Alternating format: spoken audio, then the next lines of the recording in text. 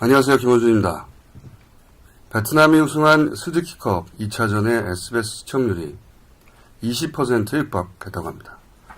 우리가 출전했던 이번 월드컵에 프랑스, 크로아티아 결승전 방송 3사 시청률을 합친 정도가 되는 겁니다. 한국과 베트남이 이렇게 한마음으로 하나의 결과를 바랬던 적이 역사에 존재하기나 했던가. 작년까지만 해도 우리 국민 대다수가 존재하는지도 몰랐을 동아시아 국가들끼리의 대항전에 월드컵보다 더한 관심을 보였던 이유는 박항서, 그리고 그 국가가 하필 베트남이라서 아니었겠는가. 박항서와 태국, 박항서와 필리핀, 박항서와 인도네시아였다면 아마도 박항서와 베트남만큼은 아니었을 겁니다. 대놓고 이야기하지 않지만 많은 이들 마음 한구석엔 그렇게 베트남에 대한 부채의식이 있었던 거고, 나를 사랑하는 만큼 나의 조국을 사랑해달라는 박항서 감독의 말은 그런 마음 한 조각을 담고 있었을 겁니다. 그래서 더 박항서 감독에 감사하며, 그래서 더 베트남의 우승을 축하합니다. 앞으로 우리 잘 지내봅시다, 베트남. 김어준 생각이었습니다.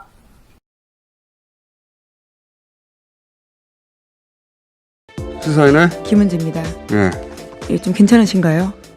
목소리가 약간 덜 회복된 것 같죠? 예. 네, 어제보다는 옷차림이 조금 얇아지긴 했는데요. 예. 그래도 여전히 안 좋아 보이십니다. 근육통하고 미열이 좀 있습니다. 이제. 예. 목소리가 안 좋고요. 뭐 어쩔 수 없잖아요. 그런 거는. 예. 그런 거 자꾸 물어보지 마시고. 예. 이 동남아 축구 경기를 그렇게 가슴 졸이면서 보는 일은 제가 보기에는 앞으로도 없을 거라고 봅니다. 예. 이거 보셨어요?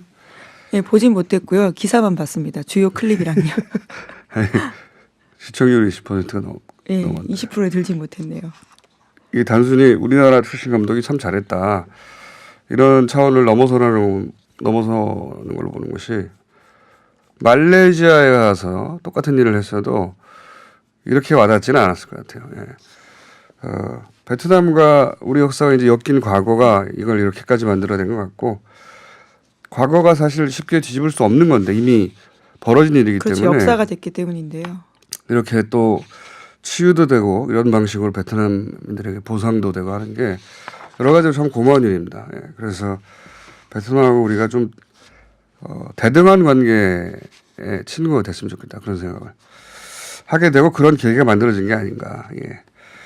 그런 생각을 하는데 제 목소리가 그다지 좋지 않기 때문에 말을 많이 안 하려고 그러는데 성격이 그렇게 안 되네요. 자, 첫 번째 뉴스는 뭡니까? 네, 제가 좀 더 분발해 보겠습니다. 문재인 대통령이 어제 최저임금 인상, 노동시간 단축과 같은 새로운 경제정책은 경제사회의 수용성과 이해관계자 입장을 조화롭게 고려해서 국민 공감 속에서 추진하는 것이 중요하다라고 밝혔는데요. 어제 문 대통령이 취임 이후에 처음으로 확대 경제 장관회의라는 걸 주재했습니다. 그 자리에서 이렇게 이야기했는데, 또한 필요한 경우 보완 조치도 함께 강구할 것이다라고 이야기했는데요. 어제 2019년 경제정책 방향에서 최저임금 인상이 시장에 끼치는 영향을 줄이기 위한 방안도 제시됐습니다. 우선은 내년 1월 안에 최저임금 결정구조 개편 방안을 마련해서 2월 안에 법 개정까지 마무리할 계획이라고 합니다. 경제를 이게 이제 확대 경제 장관회의를 처음 직접 주재했다는 것은 경제 디테일을 본인이 직접 챙기겠다, 그런 상징적인 제스처죠. 예. 원래 이 디테일까지 챙기지 않는 스타일. 그러면 너무 개개의 권한을 간섭한다고 생각하는 스타일의 대통령인데, 경제 부분에 디테일까지 직접 챙긴다, 그런 상징적인 제스처를 보여준 것 같고요. 예. 자, 그런 일이 청와대에서는 있었습니다. 자, 다음은요. 네, 북한 관련된 소식인데요. 김정은 북한 국무위원장이 김정일 국방위원장의 7주기를 맞아서 공개 행보를 했습니다. 어제였었는데요. 김 위원장은 군부를 대동하지 않았습니다. 김 위원장은 지난해에는 혼자 참배를 했었고요. 2016년에는 당과 정부 군 간부와 함께 했습니다. 그리고 2015년에는 군 간부들만 대동했었는데, 이번에는 군부를 대동하지 않았다는 점이 가장 눈에 띈다라는 분석이 나오고 있습니다. 뭐 군부를 제대로 장악했다, 이렇게 보아야 되겠죠. 예, 그게 그렇게까지 큰 의미를 부여할 수 있는지는 모르겠으나 여태까지 행보하고 다르니까 굳이 다르게 한 것은 군을 대동하지 않아도 본인의 지위가 확고하다, 그 대중에게 보내는 메시지가 그런 걸로 보여집니다. 네. 자, 다음은요. 네, 북한이 여전히 싱가포르 북미 정상협의 이행을 촉구하면서 트럼프 대통령의 결단을 촉구하고 있는 모양새입니다. 특히 북한은 미 국무부와 고위 관료들이 대화를 가로막고 있다라고 비난하고 있는데요. 반면에 트럼프 대통령에 대해서는 여전히 신뢰를 표하고 있습니다. 트럼프 대통령과 미 관료들에 대해서 분리 대응하는 모습을 보여주고 있는데 지난 16일에 나왔던 조선중앙통신을 통해서 공개됐던 외무성 미 연구소 정책연구실장 담화에도 이러한 모습들이 잘 드러나고 있습니다. 담화 내용들을 보면요. 현 조미 관계는 싱가포르 조미 공동성명을 성실히 이행해 나가려는 수뇌부 분들의 확고한 의지에 따라 나아가고 있다. 이렇게 전제하고 있습니다. 그러면서도 국무성이 대통령의 말과는 다르게 그러니까 트럼프 대통령 말과는 다르게 조미 관계를 불가불이 오가던 지난해의 원점 상태로 되돌려 세워보려고 길을 쓰고 있다라고 주장하고 있었습니다. 북한이 이제 불만인데 토로할 곳은 없고 그리고 경제 제재 완화를 미 국무부의 전통적인 관료들이 맡고 있다. 그렇게 생각해서 그런 뜻을 보여주고 있는 거죠. 이것도 이제 개인 논평 수준에서 계속 나오고 있습니다. 일종의 탑다운을 계속해서 그렇죠. 원하는 게 아닌가 싶은데요. 빨리 이제 대통령과 직접 만나서 해결하고 싶다. 경제 문제에 대해서 제재 완화에 대해서 그런 얘기인 것 같습니다. 자, 다음은요. 네, 관련된 소식 하나 더 있는데요. 동남아 국가연합, 그러니까 아세안이 북한을 국제사회 무대로 복귀시키려는 구체적인 작업에 들어갔다고 오늘 아침 한국일보가 보도했습니다. 태국이 내년 아세안 의장국 자격이 되는데 그에 따라서 김정은 북한 국무위원장을 아세안 정상회의에 초대하는 방안을 강구하고 있다라고 합니다. 이와 함께 베트남은 2차 북미 정상회담 유치를 위해서 북한과 미국과 물밑 교섭을 벌이고 있다라고 하는데요. 그러니까 한국의 신남방 정책 대상지인 동남아 국가들이 한반도 문제 해결에 조력자로 나서고 있다라고 한국일보가 해석하고 있습니다. 이거 굉장히 중요한 움직임이라고 봅니다. 그리고 문재인 대통령이 이제 신남방 정책하고 아세안 국가들하고의 관계를 굉장히 중요하게 여겼었는데 바로 이런 일 때문에 그랬던 것 같아요. 이제 동아시아라고 하는 결속 굉장히 탄탄한 국제 연합으로부터 뭐 미국 미주 영연방도 있고 뭐 EU도 있고 그리고 아프리카도 있고 여러 가지 국제 연합이 많죠. 그중에 동아시아 연합도 굉장히 탄탄한 출범은 늦었지만 탄탄한 연합인데 우선 여기에 국제 무대 데뷔를 시키겠다는 게 문재인 대통령의 뜻인 것 같고요. 북한을 그리고 가장 가까운 곳이고요, 실제. 태국 같은 경우에는 이미 북한을 이 아세안 지역 포럼에 가입시키기도 했었고. 네, ARF라는 이름이 더 익숙한데요. 2000년에 이미 그렇게 했었습니다. 그리고 베트남하고 우리 관계도 그렇고, 아세안 국가들하고 우리의 교육량 면에서도 그렇고, 전체적으로 굉장히 대단히 훌륭한 제안이고 반드시 성사되기를 바라는 제안이라고. 이게 저는 미국과의 관계만큼 중요하다고 생각합니다. 미국과의 관계는 안보 차원의 문제 그리고 경제 제재 완화의 문제라면 이건 이제 직접적인 교육이 발생할 수 있는 국가들이거든요. 네, 더 가까운 곳에서의 경제적인 문제가 될 수 있는 것들인데요. 북한 제품이 수출될 수도 있고 북한이 수입할 수도 있는 국가들, 직접적인 국가들입니다. 이런 국가들과 관계 정상화한 것은 대단히 중요하다고 보고 이게 이제 내년이 목표라고 하는데 꼭 실현되길 미국과의 정상회담만큼 저는 중요한 일정이라고 보고 바랍니다. 네, 시기상 회의가 내년 11월에 있기 때문에요. 그에 맞춰서 하겠다라고 하는 건데 싱가포르뿐만이 아니라 인도네시아, 베트남 그리고 방금 언급한 태국까지도 북한과의 파트너가 될 수 있도록 노력하겠다라는 내용들입니다. 자, 굉장히 중요한 움직임이고 저희가 지속적으로 지켜봐야 될 움직임인 것 같습니다. 자, 다음은요. 네, 서기호 전 판사 재판에도 양승태 대법원이 개입했다라는 사실에 대해서 어제 전해드린 바가 있는데요. 관련된 더 구체적인 내용이 어제 저녁 KBS에 보도가 됐습니다. 양승태 재판부가 담당 재판부에다가 재판을 빨리 끝내라고 압박성 전화를 걸었다라고 하는 건데요. 그러니까 판사 출신 서기호 전 의원에 대해서 법원행정처가 소송을 제기하는 데 있어가지고는 아예 개입을 했다라는 사실들이 더 뒷받침되고 있는 증거입니다. 서기호 판사 같은 경우는 이제 정권의 눈밖에 난 거죠. 정권의 눈밖에 난 건데 그것도 이제 그런 줄 잘못 썼다고 해서 자신 페이스북에. SNS에다가 가까빅엿이라는 표현을 썼다라고. 가까빅엿. 순간 써도 되는지 싶어가지고 망설였습니다. 빅엿 정도에 뭐 큰 엿이 아닙니까? 예. 엿은 먹는 거잖아요.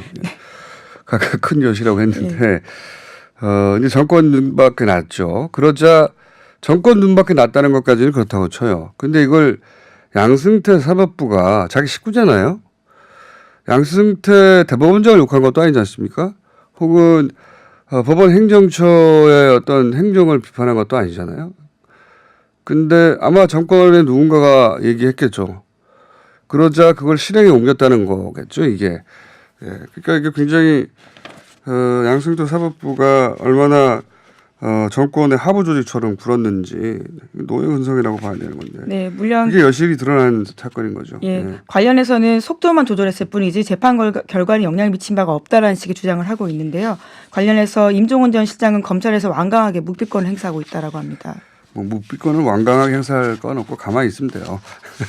근데 이제 체력적으로 굉장히 네, 딸리긴 경험해 합니다. 보신 바로서 예. 말씀하시는 건가요? 묵비권도 힘든 겁니다. 그거는 정신력과 체력이 요구되는 사안이고요. 왜냐하면 많은 사람들이 묵비권을 행사하겠다고 하고 들어간 다음에 행사하지 못한 이유가 뭐냐면 저걸 내가 답하는 게 유리할 것 같다 생각되는 질문들이 있어요. 왠지 대답하고 싶은 욕망을 자극하는 그렇죠. 것들이죠. 저거는 너무 오해인데 라거나 저것만 풀면 내가 이 상을 벗어날 수 있을 것 같은데 저거는 저렇게 납득하면 내가 너무 불리할 것 같은데 이런 질문들이 계속 있어요. 다 참기가 어려워요. 다 참기가 네, 그럼 어려워서. 완강하게 묵비권을 행사하고 있다는 말들도 의미가 있는 것 같은데요. 아니 그거는 정신적 트레이닝이 필요한 거지. 완강한 거는 왠지 육체적인 힘이 필요한 것 같지 않습니까? 육체적인 힘이 필요 없는데 정신력이 필요합니다. 네, 네. 겪어본 자로서 하시는 말씀으로 네, 알겠습니다. 네, 그거 못하는 게 주준희 기자입니다. 갑자기 소환됐네요. 자, 네, 오랜 다음은- 시간 다들 고생을 많이 하셨죠. 다음은요. 네, 일부 온라인 커뮤니티와 SNS를 통해서 고 이재수 전 국군 기무사령관과 관련된 가짜 뉴스가 돌아다니고 있다라고 하는데요. 이 전 사령관이 검찰에서 수갑을 차고 느꼈던 감정을 소위 미공개 수첩이란 제목으로 해서 이것들을 꾸며서 가짜 뉴스가 퍼지고 있다라고 합니다. 이와 관련된 사실은 이재수 전 사령관을 변호했던 석동영 변호사가 주장하고 있는 바인데요. 100% 가짜 뉴스이고 고인을 모욕하는 행위다라고 지적하고 있습니다. 이건 이제 이재선 사령관 변호사가 그게 가짜 뉴스다. 예. 수첩 미공개 수첩 같은 건 없다. 뭐 이런 그렇죠. 내용이고 그리고 뭐 그 가짜 뉴스 내용 보면 윤석열 지검장이 수사받고 있는데 들어왔다라든가 여기에 대해서 석동현 변호사가 자기가 이제 옆에 있었을 거란 말입니다. 지검장이 거기 왜 내려오냐 등등 구체적으로 이제 반박하며 직접 이례적으로 그 고인의 변호사였던 분이 직접 나와서 가짜 예, 뉴스라고. 어떤 정치적 목적을 가지고 나온 가짜 뉴스에 대해서 오히려 그것이 고인을 모욕하는 행위다라고요. 변호사가 지적하고 있습니다. 왜냐하면 이게 심각한 거거든요. 심각한 것이고, 예. 이재수 사령관 사망을 정치적으로 이용하려고 이미 정치인들이 이미 많이 이용했고요. 그리고 또다시 이제 이용하려는 자들이 가짜 뉴스를 대량으로 만나 유포한다는 말입니다. 근데 여기서 주목할 지점은 전 이거라고 봅니다. 보통 이런 정치적 가짜뉴스의 제1호 대상은 문재인 대통령입니다. 끊임없이 등장했었고 두 번째는 이제 청와대로 결국 문재인 대통령이 타겟인데 청와대로 통칭되는 현 정부 여기가 주인공인데 윤석열 지검장이 이 사건에서는 주인공이에요. 이렇다는 얘기는 저는 이 대목을 좀 유심히 봐야 된다고 보는데 윤석열 지검장을 타겟을 했다는 것은 지금 현재 윤 지검장이 하고 있는 수사나 또는 할 수사에 영향을 주거나 못하게 만들고 싶은 그런 욕망이 여기 담긴 게 아니겠는가. 그냥 이재수 수사도 현 정부가 무슨 과도한 수사로 혹은 뭐 이렇게 적폐청산을 빌미로 이런 식으로 쭉 압박해서 가짜뉴스 만들면 되는데 굳이 윤석열 지검장을 등장시켰거든요. 윤석열 지검장이 지금 하고 있는 수사나 할 수사가 뭐냐.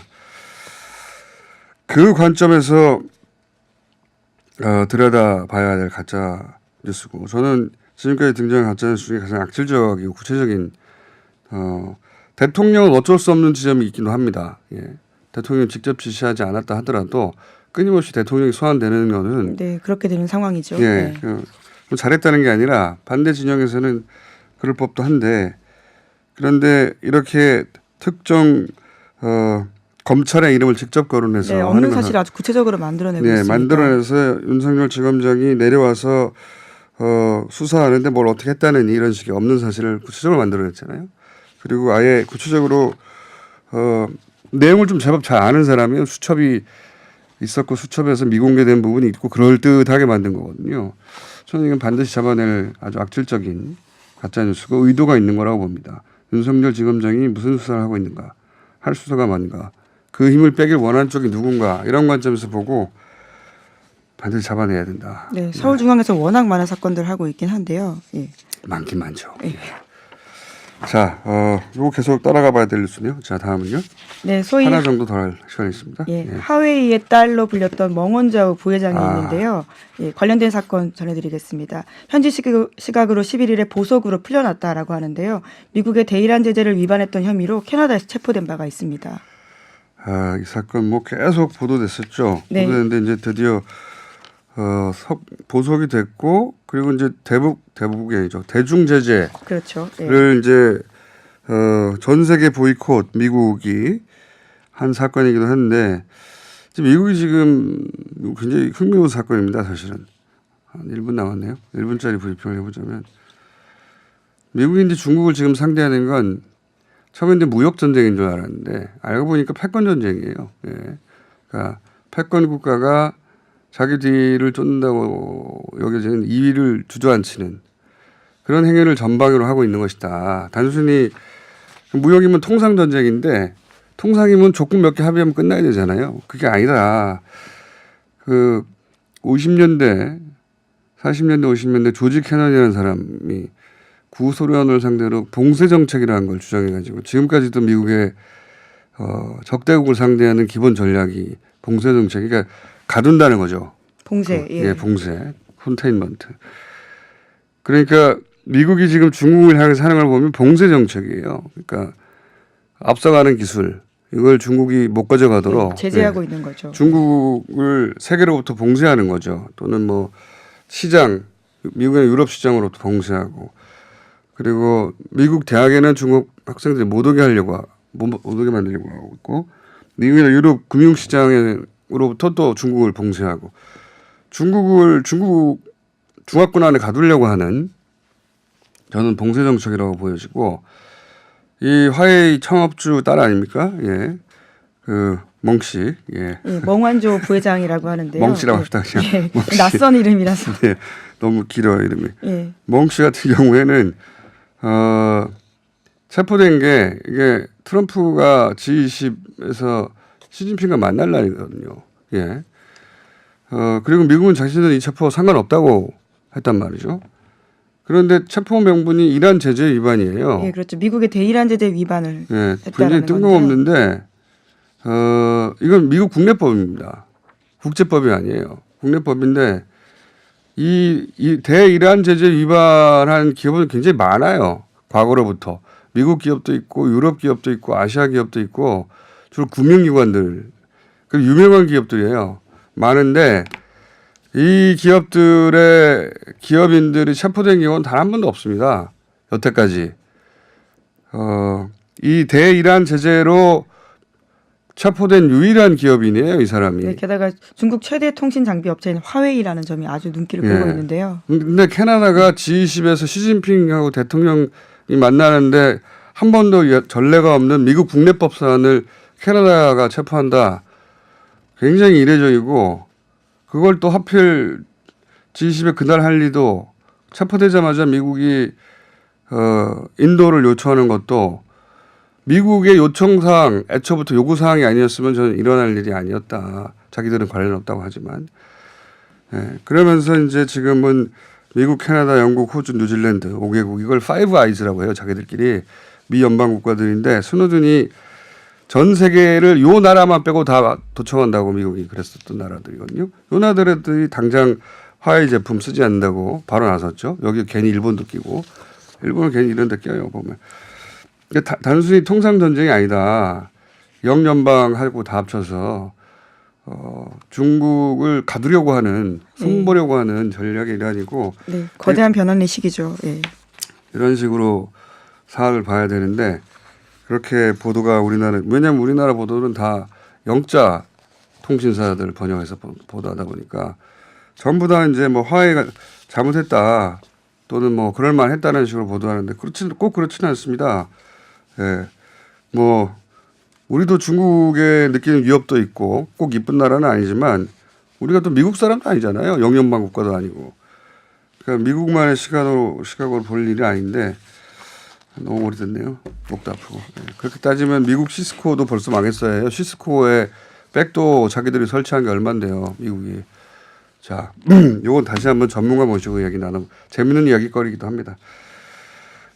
네, 여기까지 하고 할까요? 오늘 네. 여기까지 하겠습니다. 시사인의 김은지였습니다. 감사합니다.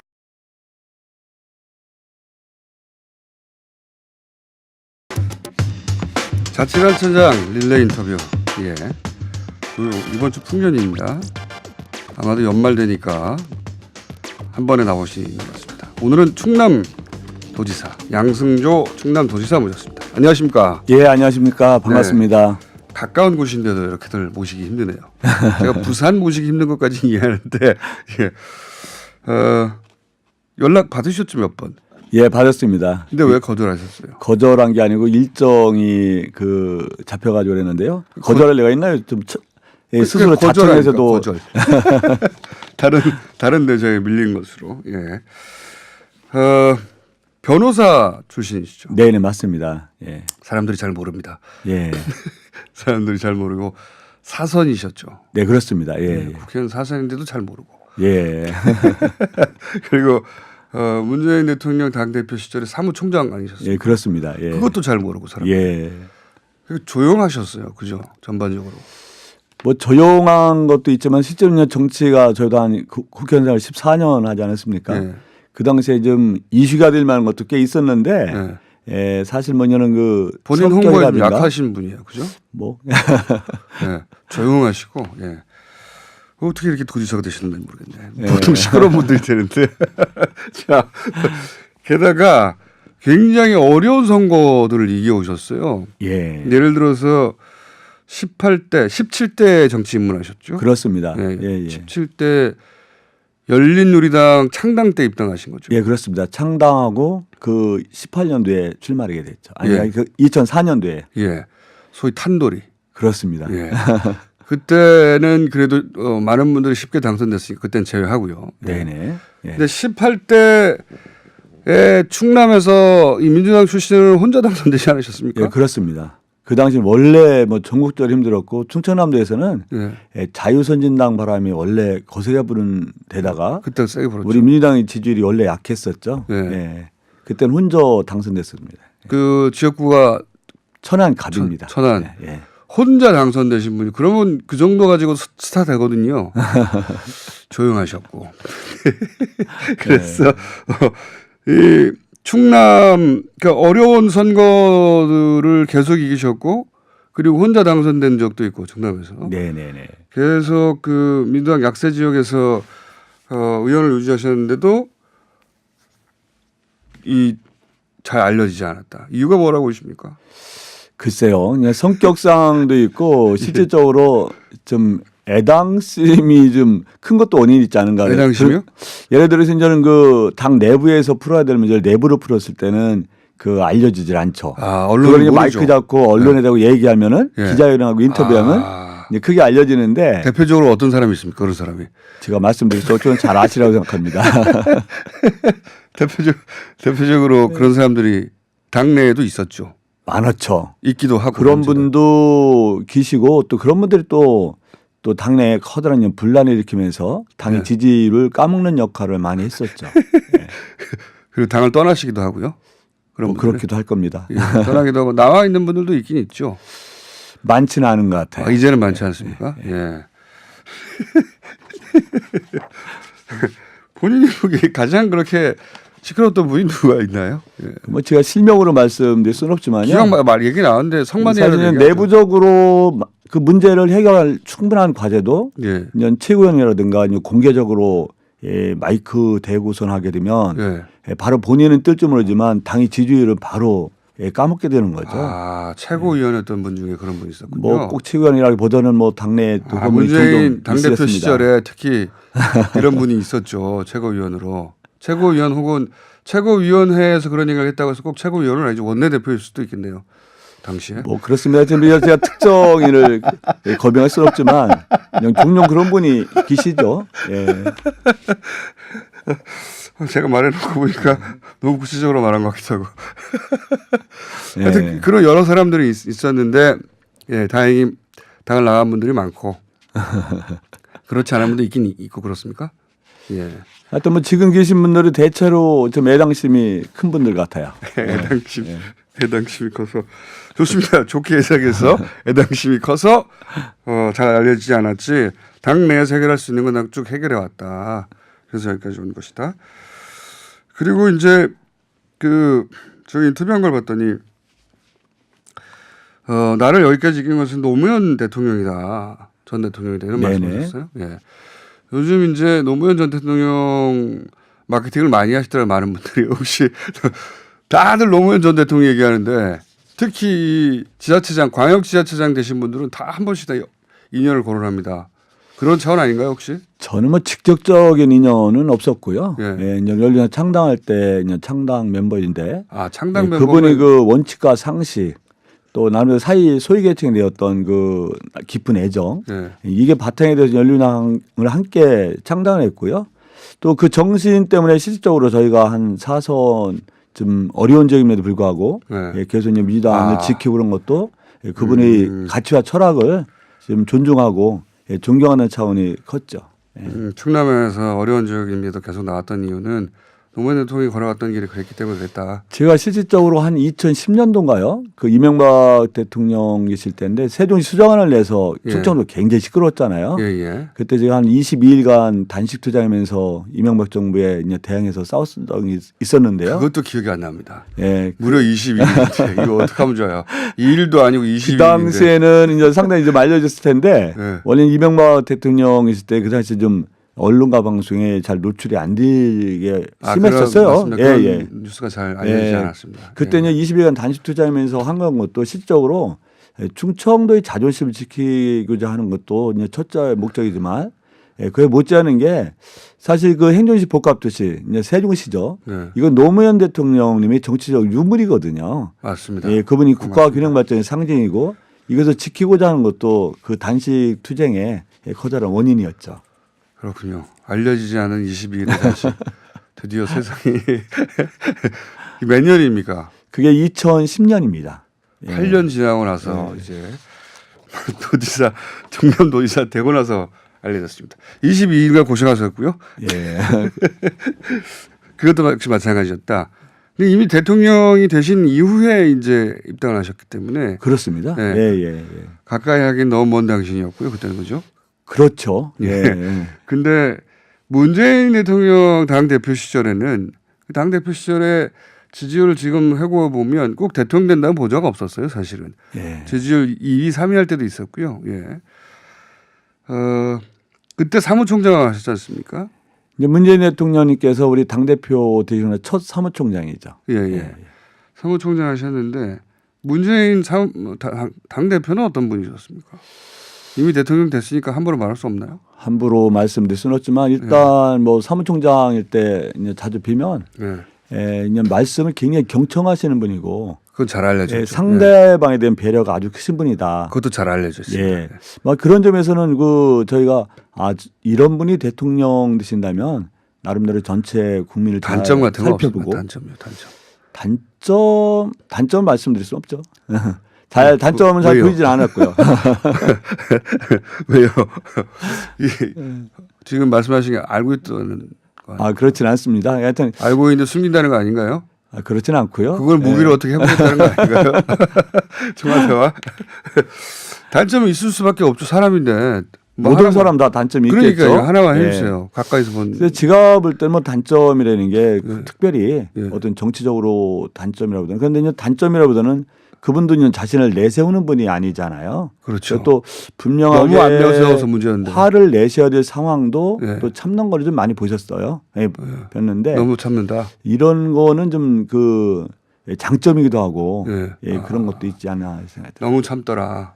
그리고 본인 PR 해야 할 때 하지 않더라. 그런 거요? 하여튼 뭐 인간적으로 굉장히 그 존중하고 존경할 만한 분이다 이렇게 생각해요. 예. 하지만 화를 내지 않아서 답답했다. 죽는 줄 알았다. 이런 거죠. 대신 될 수도 없고. 혼자 민주당 국회의원으로 활동하실 때 이제 그때 단식하신 거죠?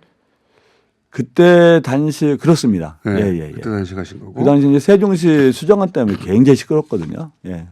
그러면서 이 약자를 위한 삶 이런 것에 이제 영감을 얻었다. 노무현 대통령으로부터. 네, 그럼 네. 실제 본인이 만든 법안 혹은 뭐 지킨 것 중에 그렇게 노무현 대통령의 약자를 위한 삶과 뭐 철학이 일치하는 그런 거 있습니까 실제? 예, 제가 그 예를 의정 들어 활동하면서 좀 예. 자랑스럽게 생각하는 법안이 두 개가 있는데요. 두 개. 예, 통과된 법안이죠. 예. 하나는 그 예전에는 외국인 근로자들이 예. 이제 대한민국에서 일을 하면서 예. 국민연금 보험료를 꼬박꼬박 내잖아요. 그렇죠. 그리고 이제 3년이 이제 한 5년 있다 예, 자기 나라로 이제 돌아갈 때 그 예. 자기는 보험료를 받지 못하고 나갔어요. 아 국민연금. 예. 그렇죠. 우리나라에서 계속 살지 않으니까 예, 그걸 못 돌려받아야 하고 되는데 의료보험은 어쩔 수 없다 하더라도. 예, 그걸 못 받았습니다. 자기가 냈음에도 불구하고. 그건 그 예를 들어서 저는 제가 그건 말이 안 된다. 그렇죠. 말이 안 예, 되죠. 말이 안 되죠. 그냥 그 예, 벼룩이 간을 빼먹지. 어떻게 그 우리나라 코리안 드림 때문에 와서 고생하신 분들이 낸 예, 국민연금 보험료도 자기가 낸 보험료도 받지 않게 하고 나가느냐. 그래서 제가 그 법안을 내서요. 예, 그 당시 외국인 근로자들이 자기가 낸 국민연금 이거를 일시금으로 예, 귀국할 때 그거 뭐 한 갖고 4년 나가는 되면 법안이 그래도 그게 한 통과됐죠. 100여만 원 이상 될 거 아닙니까? 그죠? 그렇습니다. 예, 네. 100만 원 정도 그 되죠. 사람들한테 큰 돈일 텐데. 큰 돈이었습니다.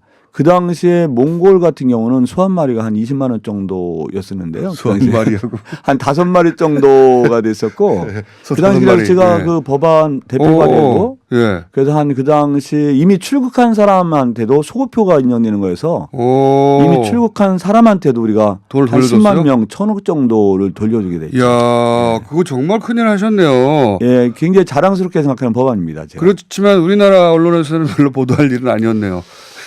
그래도 우리 그 진보적 언론에서는 상당히 그 호의적으로. 아니 그거 어떻게 다뤘고요. 관심을 가지셨어요, 그게? 예, 실제로는 그게 우리가 정치 입문 전부터 예. 그런 일이 우리 그 친구들 통해서 들었고 이건 정말 말이 안 된다 그래서 제가 2004년도 말이 안 된다 당선되면서 말이 안 된다고 해도 그런 일에 관심을 가진 사람이 왜냐하면 이제 우리 자국민 일도 아니고 예. 해봐야 지역구민들이 좋아하는 것도 아니고 그 사람 돌아간 외국인들이 투표권이 있는 것도 아니고요. 예, 그렇습니다. 그런데 뭐 인류의 어떤 보편적 가치가 있잖아요. 어떤 그 있긴 있죠. 있긴 있는데 하는 분들이 적어서 그렇죠. 그래서 어쨌든 그게 굉장히 자랑스러운 법안이 되고요. 그거 통과돼 지금은 다 받고 나가고 이미 출국한 사람 네. 법안이 통과되기 전에 이미 출국한 사람도 다 찾아서 아마 99% 정도 반환이 됐을 겁니다. 그거 받았던 사람들이 의원님이 했다는 거 알고 돌아가가지고 고맙다는 말을 하는 사람이 있던가요? 굉장히 고맙다 그랬죠. 몇 명이나? 그 각국에서 그 우리나라 오는 장관이라든가 이런 분들이 우리 의원사무소를 일부러 찾아와서 예, 고맙다는 말을. 그걸 왜 홍보를 안 하셔가지고 제가 처음 듣는 거죠? 그때도 아마 홍보를 하거든요. 많이 좀 알려졌었는데요. 문재인 대통령 자기 PR 못한다고 그러더니 본인도 뭐 거의 막상막하네요. 다 그런다고 대통령 되는 거 아닙니다. 아이고. PR 안 한다고 대통령 되는 게 아니에요. 그게 하나가 있고요. 예. 또 예전에는 야, 그 이거 교도소 대단한 일인데. 재소자들이요. 예. 예, 건강보험을 잘 내다가도 수감되는 순간 건강보험이 중단이 됩니다. 그럼요 국가가 전부 다 책임져야 되는데 다 책임지지 못하고 예를 들어서 맹장이 터졌다 그러면 밖에 나가서 수술해서 자비로 수술하는 경우가 많았어요. 아 그래요? 예, 그랬습니다. 그건 또 왜 그렇습니까? 그냥 건강보험 그 법에 의해서 수감되면서 건강보험이 중단이 돼요. 그러다 보니까 실질적으로 서민들이 아니 그 수감돼도 자국민이잖아요. 그렇습니다. 예. 근데 원래는 수감되는 순간 중단이면서 국가가 다 전 책임을 져야 되는데 예. 실질적으로 예를 들어서 천안의 교도소에 수감되는 사람이 갑자기 맹장이 터졌다. 예. 그러면 그 경찰병원이라든가 이런 데가 서울에 있고 그렇지 않습니까? 예. 중단이니까 사비로 가서 수술하는 경우가 굉장히 많아요. 그런데 그게 이제 건강보험이 안 되니까 일반 국민보다 한 3배 정도를 부담하지 그거 않겠어요? 말이 안 되네요. 말이 안 되죠. 예, 그것도. 그래서 제가 이걸 건강보험법 개정안을 내서 예, 그분들한테 건강보험이 당연히 적용돼야 된다. 그 법안이 통과돼서 예. 2008년도인가요? 그때부터 전부 다 지금 교도소 재수사들이 건강보험 혜택을 받죠. 이런 걸 하셨으니까 잘 안 알려주죠. 목 아픈데 자꾸 웃게 만드시고. 아, 화나네. 아, 그런 거를 하셨군요. 예, 예, 예. 조용히. 그래서 그 재소자들이 또 고마워하던가요? 그 이제 교도소 잘 모르죠, 그분들은. 교도소 당국에서 아주 고마워했죠. 왜냐면 재소자들은 저희들도 내가 왜 이번에는 돈을 적게 내지 이렇게 하고 말았겠죠. 재소자는 몰랐죠. 모르겠죠. 몰랐겠죠. 예. 그렇군요. 예. 그럼 이제 아동수당을 2007년도에 처음으로 법안 발의를 했었어요. 그 당시는 첫 발의가 2007년도 지사님이 하신 겁니까? 네네. 아동수당? 네네. 예. 그 당시에는 뭐 아동수당 법안을 했으니까 약간 그냥 정신 나간 사람 취급하는 사람들이 지금 있고요. 문자가 지금 그게 한 왔는데. 10년 정도 있다가 잠깐만요, 지사님 문자가 훌륭한 분인 것 같은데 누구세요? 이렇게 문자가 오고 있어요. 예. 참고로 목 아파 충남 도지사입니다. 양승조 충남 도지사. 예. 그러니까 자주 좀 나오셔야 돼요. 조용조용히 나와가지고 목소리 처음 듣는 분들 많을 겁니다. 이런 문자가 오고 있지 않습니까? 계속 예. 이런 자주 불러주십시오. 훌륭한 분이신 것 같은데 누구세요? 이런 문자. 그렇군요. 또 자랑해 보십시오. 예. 그 당시는 아동수당에 대한 법안을 처음으로 냈었는데요. 예. 예, 사실 그 아동수당 법안 냈을 때는 그 많은 사람이 좀 동료인들도 왜 아동수당이냐 네. 그런 적이었는데 이게 17대 내고 18대 내고 19대 내고 20대도 법안을 내서요. 네. 지난번 대통령 선거 때는 우리 문재인 대통령님뿐만 아니라 타당 후보들도 전부 다 대선 공약에 들어갔었죠. 아. 그래서 결국 한 10년 만에 우리 문재인 대통령님에 의해서 아동수당 법안이 지금 아동수당이 지급됐죠. 작년 그리고 9월부터. 자유한국당이 갑자기 그거 지급해야 된다고 나왔죠 이번에. 근데 확대해서요. 예. 그건 굉장히 잘하는 주장이라고 생각합니다. 예. 물론 뭐 다른 그 정치적 노림수가 있긴 했습니다만 그 주장에는 여하간 됐어요. 예. 예. 그것도 본인이 처음 하신 거라고요? 아동수당법은 저희 처음 내서요. 줄기차게 주장을 한 10년 했습니다. 그게 10년이 됐는데 몰랐잖아요. 사람들. 기술이에요, 기술. 예. 오랫동안 주장하셨고 결국 만들어내고 했는데 그 혜택을 입는 사람들도 바로 이것은 양승조가 한 일이다 모르고 아마 저는 나름대로 저는 그 처음에 주장을 하고 줄기차게 나름대로 그 주장과 운동을 한 것 때문에 본인으로서는 굉장히 기쁜 법안이죠. 본인만 기쁘면 어떻게 합니까? 정치인이 그걸 했다는 걸 지지자들이 알아야지. 예. 아, 좀 답답하네. 어떻게 지사님 되셨어요, 도대체? 지사님 그 압도적으로 되셨던데 어떻게 예. 되셨습니까? 상대가 이인재 후보였죠. 예, 그렇습니다. 예. 예. 예. 이인재 후보 정치적 상대로서 이인재 후보는 어떠셨습니까? 일단 충청도가 난 정치적 거물임에는 아주 틀림없죠. 왜냐하면 네. 육선 국회의원의 장관의 경기도지사 대선 후보가 이름으로는 예. 지사님보다 훨씬 유명할 텐데요. 아유 유명하죠. 예, 이름으로는. 저하고는 뭐 그 비교도 안 될 정도로 유명하신 분이고 이제 전국적인 인물이기도 하시죠. 예. 어떻게 이기셨습니까? 뭐 어떻게 뭐 몇 가지 원인이 있다고 보여지는데요. 예. 첫째는 뭐 그 당시 남북 정상회담이라든가 북미 정상회담을 통해서 이제 민주당의 바람이 확실하게 불었다. 예. 그게 가장 커다란 원인이고요. 예. 저도 이제 말씀드린 대로 우리 전 국민에게 알려지지 않았을지 모르지만 예. 충청남도에서 제가 4선 국회의원을 하지 않았습니까? 아, 충청남도에서 예. 제가 좀 나가시는군요. 나름대로 민주당에 좀 뿌리를 내리고 선양하는데 좀 역할을 했다고 자부하는 사람이고요. 예. 또 충청남도에서는 뭐 한 10몇 년 정치해니까 나름대로 좀 기반도 좀 있고 그런 상태인데 여기 가장 커다란 거는 제가 뭐 특별히 잘나서라기보다는 우리가 그 당시 어떤 정치 상황 말씀드린 대로는 문재인 대통령이 남북 정상회담이라든가 북미 정상회담을 통해서 민주당 바람이 그런 가장 거는 이제 컸죠. 평론가들이 그렇게 말하는 거고요. 지사님은 나 때문이라고 하셔요. 이게 다 나 때문이다. 지금도 계속 이름 처음 들어봤습니다. 예. 저도 고향이 충남인데 도지사님이 누군지 몰랐습니다. 그래요. 예. 아, 기술이 대단합니다. 누구도 알지 못하는 일들을 정말 많이 하셨네요. 이런 문자도 많이 오고. 그러면 안 됩니다. 방금 그 질문도 문재인 대통령이 조금 도와줬고 실질적으로 내가 다 했다. 이렇게 앞으로 이렇게 해 주십시오. 감안해서 네. 듣도록 하겠습니다. 네. 자, 지금 충남의 가장 중요한 현안은 뭡니까? 충남이 여러 가지 현안 문제가 많은데요. 예. 예, 특히 충남 같은 경우 미세먼지가 예. 그 전국에서 제일 좀 심한 곳입니다. 아, 석탄 발전소 때문에 예, 그렇죠. 그렇습니다. 예. 우리가 이제 그 석탄 화력 발전소가 예. 전국에 한 61기가 가동 중인데요. 무려 30기가 충청남도에서 절반의 충청남도 있습니까? 그렇습니다. 어쩌다 그렇게 됐대요? 일단 그 해안이 있고요. 예. 예, 석탄 수입 같은 게 좀 유리한 지역이기도 하고 아하. 수도권과 가깝다는 이유도 됐겠죠. 아. 그래서 그 무려 한 50% 정도의 석탄 화력 발전소가 충남에 가동되고 그게 가장 주요한 원인이 돼서 미세먼지 노출도 가장 심한 곳이 또 충청남도입니다. 그게 이제 석탄 화력 발전소와의 상관관계가 확실히 드러나네요. 그렇습니다. 그건 뭐 네, 우리가 미세먼지가. 이 객관적으로 측정해도 예, 석탄 화력 발전소가 가장 커다란 원인인 거에 분명히 드러나죠. 그렇군요. 이거 어떻게 해결합니까? 일단 뭐 장기적으로는요. 네. 예, 저희가 공약도 하고요. 예, 30기에 달하는 석탄 화력 발전소 장기적으로는 다 폐쇄해야 된다. 네. 그러니까 친환경 발전소로 전환해야 된다는 게 장기적 과제이고요. 장기적 과제고. 이제 단기적 그거 다 하려면 앞으로 몇 번 더 당선되셔야 되죠?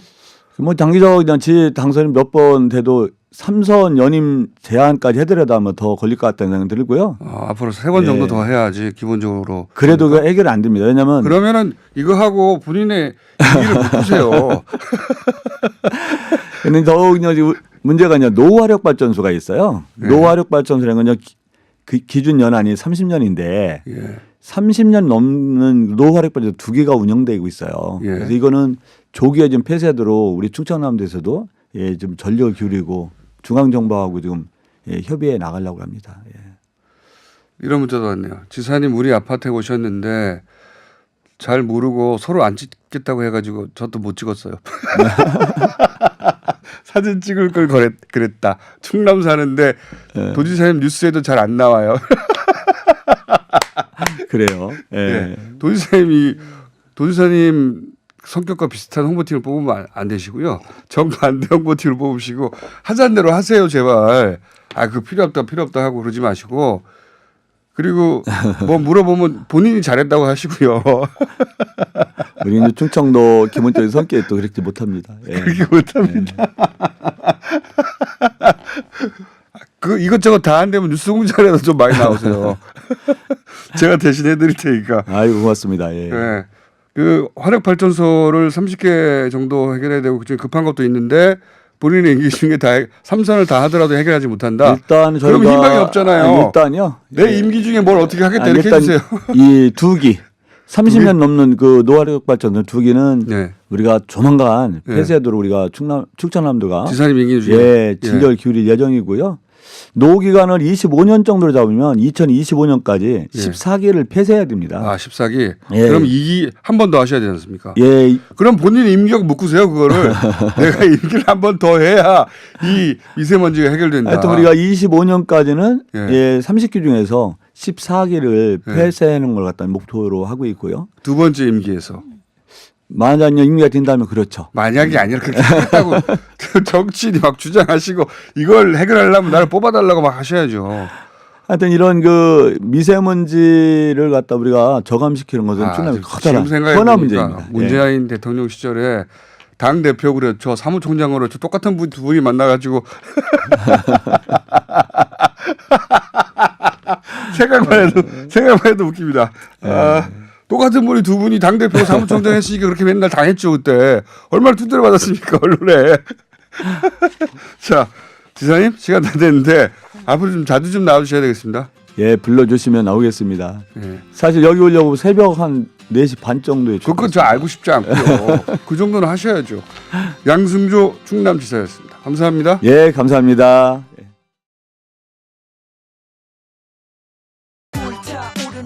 핫해야 할 타이밍에 잠깐 외국에 다녀오시는 바람에 그 사이에 경쟁자 박용진 TV 구독자 수 엄청 올랐습니다. 예.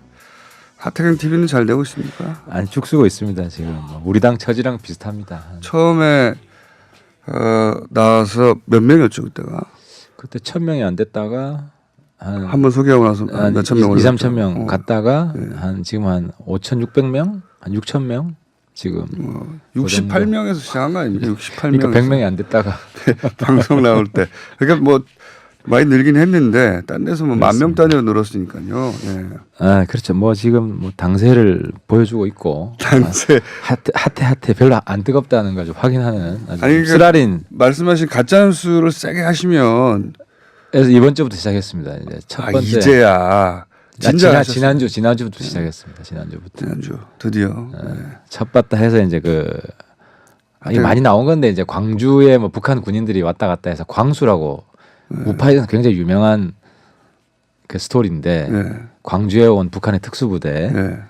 근데 그 몇 명이더라? 한 몇백 명을 다 확인했다는 거예요. 예, 예. 근데 그 중에 내가 아는 사람들이 너무 많아.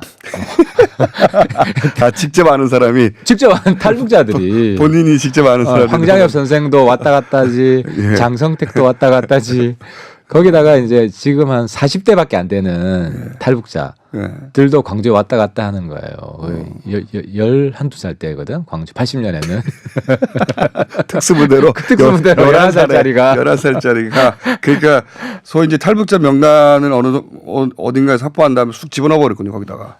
그러니까 이제 얼굴 약간이라도 비슷한 사진이랑 비슷한 사람끼리 다 헷갈릴만 하면 했는데 탈북자 그러면은 탈북자 명단과 탈북자 얼굴을 어느 정도 알아야 이게 가능한 거 아닙니까? 이 작업을 탈북자 중에 이름 알려진 사람이 있잖아요. 그렇다고 하더라도 그렇게 해서 근데 그 탈북자들 중에는 본인이 아는 사람들 나랑 친한 사람들 그렇죠. 예를 들어 뭐 수용소 출신도 있고 나는 지금 북한 인권 운동을 했기 때문에 주로 그런 사람들인데 그러니까 그 지만원 씨가 참 재밌는 사람인 게 우파잖아요. 근데 탈북자들이 대체로 이제 그 우파 성향을 가지고 있는데 전부 지만은 이제 명예훼손으로 고발한다 그러고 자기가 광주에 특수부대로 왔다고 해서 아니 그러니까요. 제가 보기엔 탈북자의 명단을 가지고 있고 얼굴을 어느 정도 알아야 가능한 작업이었네요. 그게. 그렇죠. 뭐 이름 알려진 하여튼 그런 탈북자들이니까. 가짜 뉴스에 대해 자세히 다뤘다. 예. 네, 뭐 첫 번째. 근데 그것도 믿어. 문제는 그러니까 우파 지지자들 중에 사실관계를 따지지 않고 믿고 싶어서 그냥 믿어버리는 거죠. 그렇지. 왜냐하면 북한에서 왔었다 광주에 그걸 믿고 싶으니까. 이 중에 한 명이라도 있지 않겠냐. 전두환 군부 시절에 퍼뜨린 가짜 뉴스인데 진짜 악동 뉴스인데. 네, 전두환 전 대통령도 자기가 예전에 좀 정치에 오기 전에는 그 북한에 오지 않았다. 자기가 보호받은 적 없다고 했다가 요즘 얘기하지 않습니까? 최근에 그러니까 약간 좀 치매기가 오고 나서부터 치매가 회고록에 이제 말이 바뀌었죠. 그건 확인하셨어요? 치매가 온 것은? 그 저기 직접 그 대필한 사람이 구술을 받아 적은 사람이 이건 자기가 넣었다. 네, 그분 이름이 제가 기억 안 나는데. 근데 제 말은 그게 치매설에 대해서는 근거가. 나 그걸 보고 확인한 거지. 왜냐하면 본인 자기가 과거에 신동아 인터뷰 때 전두환 전 대통령 본인과 이순재 여사가 광주에 북한군 온 거는 보고받은 적 없다. 사실이 아니다라고 했어요. 네. 근데 자기 회고록에 들어간 거야. 회고록에. 그래서 내가 그때 한 2년 반 전에 대통령 치매였나 보다. 왜 자기 말을 바꾸냐.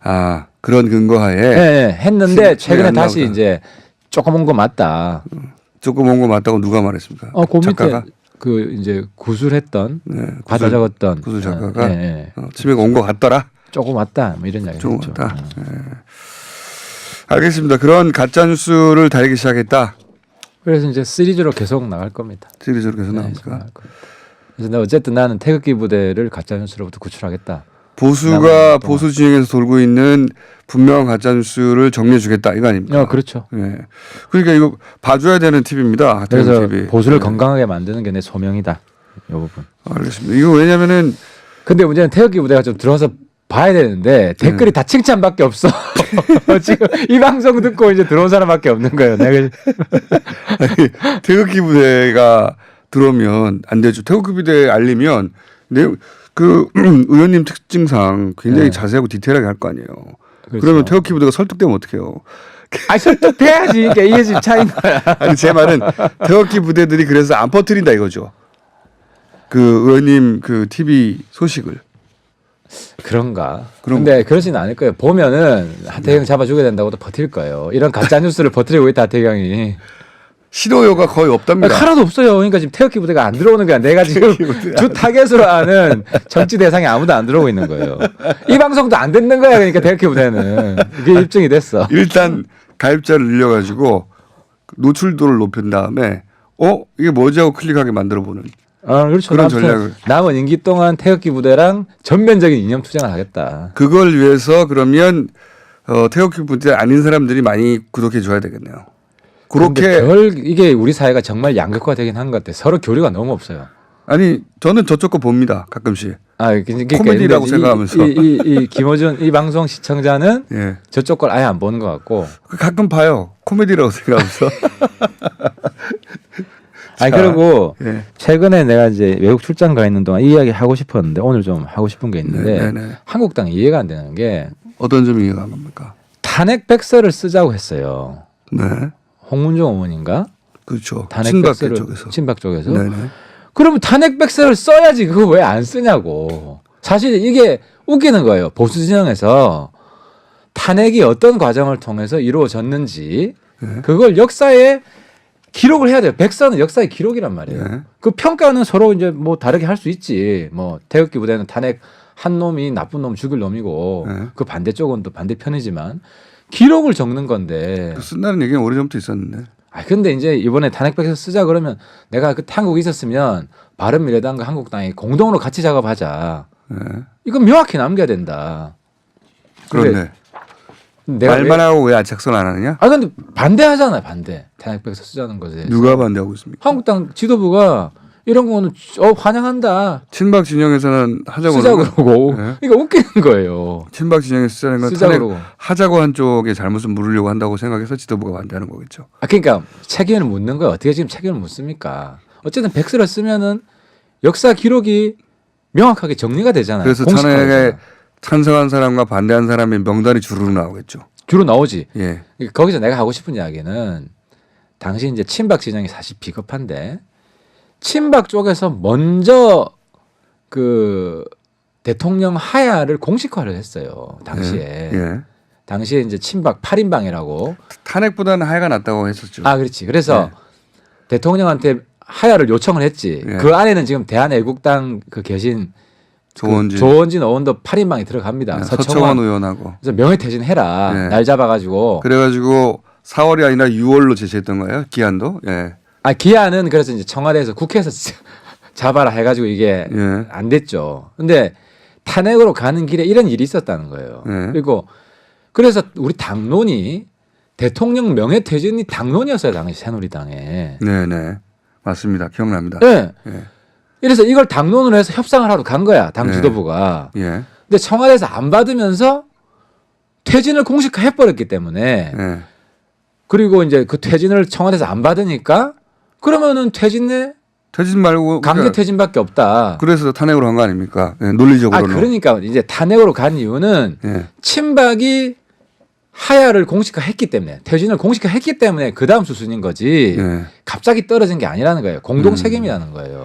중간 징검다리로 명예퇴진이 있었고, 근데 그거를 안 받았고, 그러면 퇴진이라는 게 당론이 됐는데 스스로 물러나지 않는다고 하니 그러면 강제 퇴진밖에 없는 거 아니야? 남은 것은. 그렇죠. 그래서 탄핵이 본회의에 상정이 된 거죠. 예를 들어 우리 당 친박들이 탄핵 상정하지 말자고 끝까지 주장을 했으면 상정이 안 됐죠.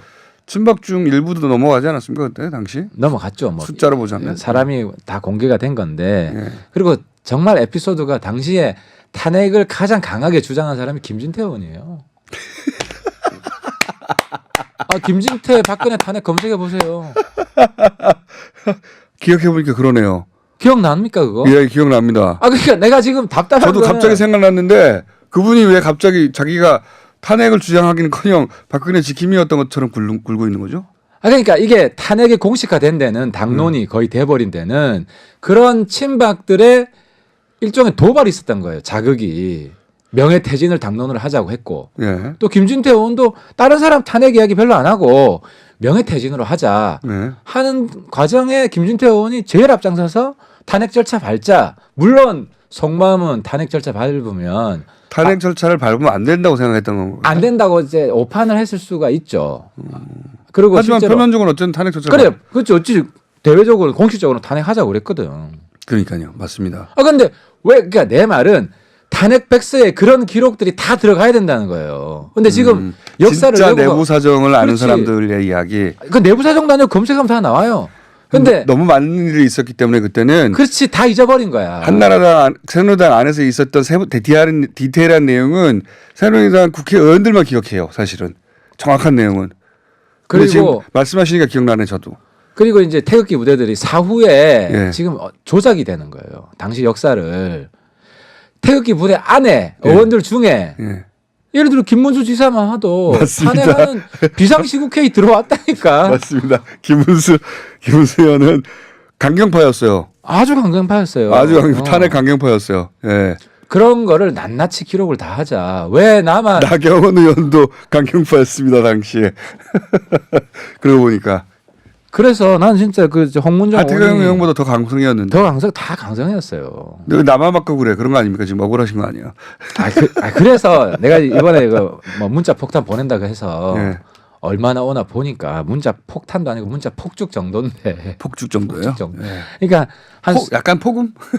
그러니까 약간 약 이쁘게 빛나는 정도의 해적장 우리 해운대 해수욕장 터트리는 정도인데 한 수만 개씩 와요. 문자 폭탄 보내면 나한테 네. 한 수십 개 정도 보냈더라고. 수십 개 정도밖에 안 됩니까? 그러니까 그 안에도 탄핵 찬성하는 사람들이 많으니까 투쟁 의지가 있을 수가 없죠.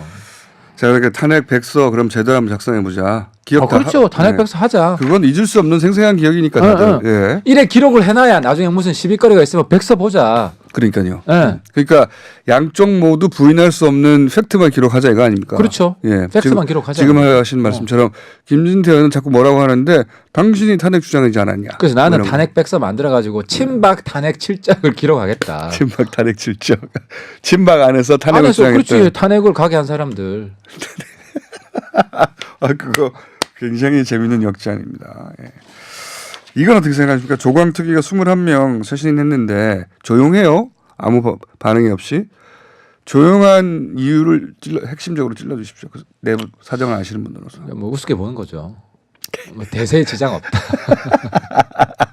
우습게 보는 거다. 대세에 지장 없다. 네. 그러니까 김병준 위원장이 해봐야 뭐 당대표 곧 뽑힐 텐데 그 사람이 다 알아서 정리하죠. 그러니까 왜냐하면 이게 항의를 하면 시끄러워지고 네, 괜히 자기가 이 배제됐다는 게 알려지잖아요. 다시 한번 거론될 뿐. 그렇지 언론 네. 알려지기만 하지. 왜냐하면 자기가 이제 자기 지역에 조직도 있고 네. 누가 와봐야 겉돌다가 새롭게 당 대표 정해지면 이 당 대표 선거란 게 뭐 이 어떤 거냐면요. 다 당 대표 선거를 기다리는 이유가 당 대표 선거 나간 사람이 도와달라 그럴 거 아니에요. 모두를 도와달라고 그러죠. 모두. 도와달라 그럴 거 아니에요. 모두로부터 돈 받아. 아 그러면은 이 명단 빠진 사람들 네. 뭐라 그러겠어요? 내가 나를 복귀시켜주면 도와줄게. 그렇게 말 안 해도 알죠, 다 서로. 다 알지. 그러면 아이 뭐 그렇게 다 되는 거예요.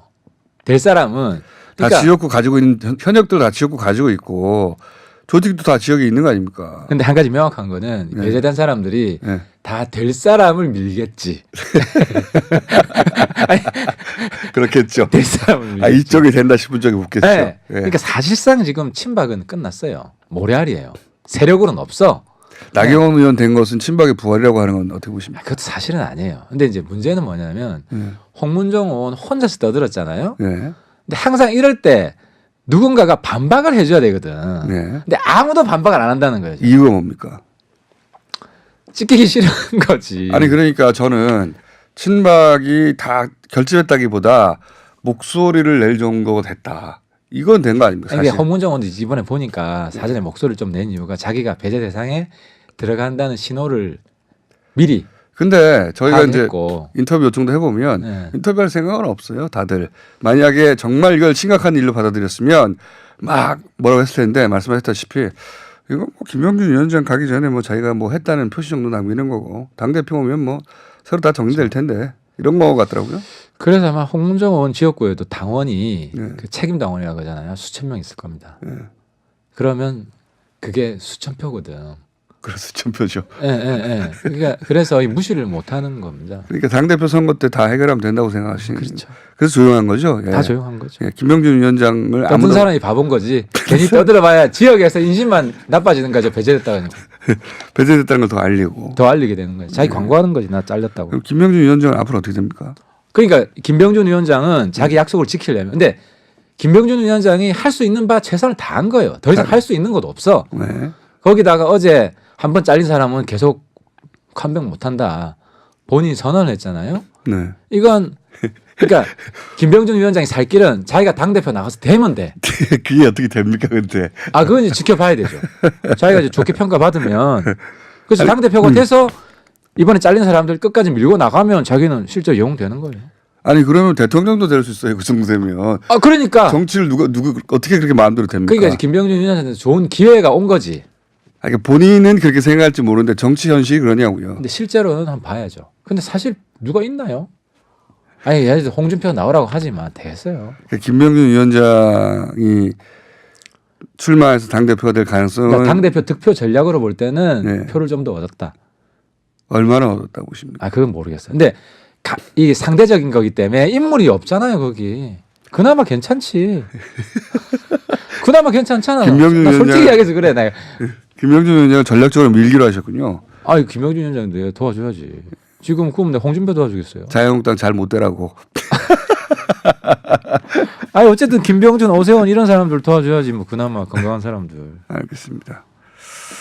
자, 그럼 누가 당권을 질 거라고 보십니까? 말 나온 김에 마지막 그 관련 마지막 질문으로. 어쨌든 홍준표가 안 되는 건 확실합니다.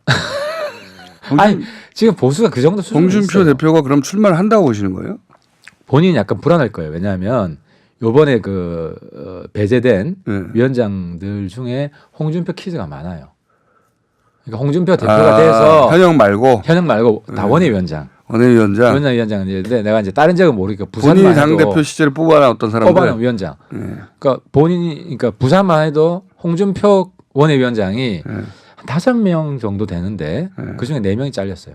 일부러 그렇겠죠, 당연히. 그러니까 홍준표 치려고 하는 거지. 홍준표 득표 막으려고.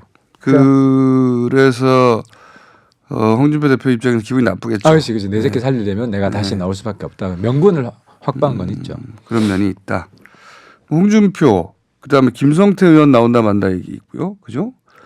그렇죠. 김성 그다음에 오세훈 시장 나온다 만다. 나오겠죠. 예. 김성- 거의 나오는 것 같고요. 그렇죠. 어느 정도 지금 라인업이 지금 좀 그다음에 정해지네요. 김태호 전 시장 나온다. 김태호 시장 나오든지 아니면 뭐 그 보궐선거 나가든지 하겠죠. 네. 뭐 둘 다 할 수도 있겠네. 뭐. 김병준 위원장도 당 대표 나오거나 왜냐하면은 김병준 위원장이 제가 보기엔 국회의원 공천도 받기 힘들 것 같거든요. 김병준 위원장? 예, 이대로 쭉 가면 아니, 김병준 위원장은 그 성주 고령 거기 네. 보궐 가능성이 있어요. 보궐에 나간다. 그럼 이제 그 고향이 그쪽이에요. 그래서 아마 그쪽에도 마음이 있을 겁니다. 이게 지금 정치하겠다고 결심을 했기 때문에.